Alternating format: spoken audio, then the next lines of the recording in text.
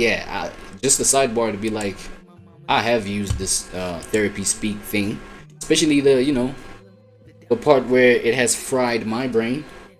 You know, it is what it is. You just gotta admit it. You hear words like, it takes a village, but no one realizes that village isn't just about free labor. You need to be able to show up for those people emotionally and otherwise. The cultural message tells people to remove anyone who drains their energy, and as a result, individuals find themselves with fewer and fewer sources of support. This hyper-individualistic approach creates a world where people say things like, I would rather stay in bed than deal with the messiness of connection. The internet even glamorizes this behavior, turning social withdrawal into a quirky personality trait. But loneliness? It's not cute. It's one of the most dangerous public health issues that we are currently facing. It increases rates of depression, anxiety, physical illness, and even leads to premature death. And yet, the rhetoric of therapy speak often encourages people to withdraw from conflict instead of developing resilience within their relationships. And this actually segues me nicely into my next point, which is the erosion of... And you know, like, to the last point that the brother just made over here, right?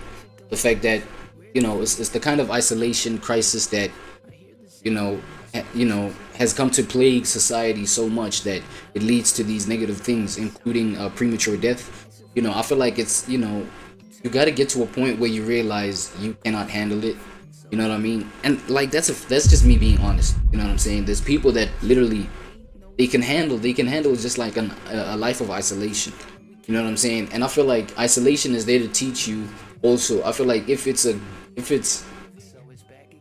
this might be therapy speak toxicity, but you know, healthy isolation, I don't know. You know what I'm saying? It's a thing according to me.